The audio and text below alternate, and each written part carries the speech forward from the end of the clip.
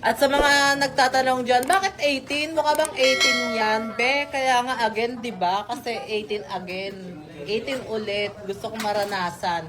Kasi dati di ko siya naranasan. So ngayong carry ko na, bakit hindi, di ba? Ngayon ko lang siya mararanasan kasi dati di ko siya afford. Oh, Diyos ko, wag niyo akong angasan. Natupad ko yung fantasy ko. Dibu-dibu. Oh, 24 na ako pero ngayon 18 ako ngayong gabi. Akin tong gabi na to. Di ba ma?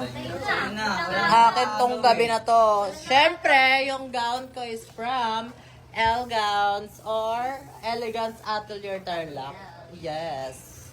Ikaw din may-ari nun, ma? At syempre, abangan niyo yung vlog ko. Dahil makikita niyo doon lahat ng damit ko. Pasabog, elegante, diamante, elepante, escalente, #hardware.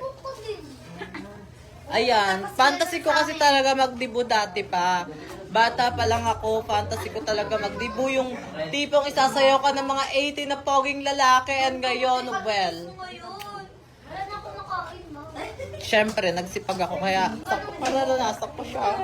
Oh my God, dati kasi, nung 18 ako, hindi ko siya afford. Kahit atalo nun ice tubig, di ko afford eh. Hindi, wala lang. Masaya lang ako para sa self ko kasi na-achieve ko yung fantasy ko, di ba? So, masasabi ko lang dyan, shoutout sa mga kabataan dyan, ulam, charot. Diyos ko naman, parang may agaw pa sa gabi ko. Ano ba yan? Ayun pa, Diyos ko. Paano na lang ako? Buti na lang perfect yung damit ko. #fantasy talaga, ball gown lang sa kalam. Diba? Fantasy ko talaga to dati. Dibu, magsusuot ng ball gown. Tapos, after ng ball gown, isasayaw ako ng 18 na poging lalaki.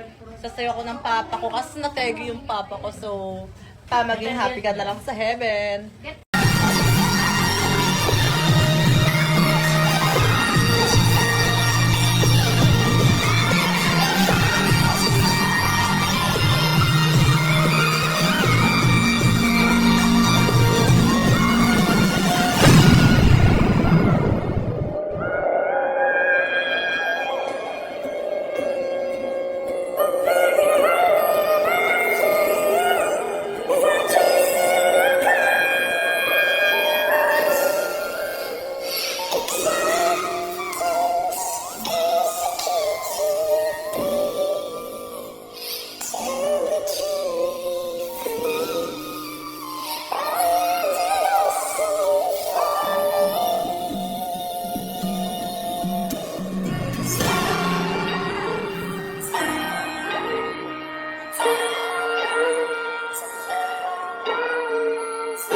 Don't need no one to tell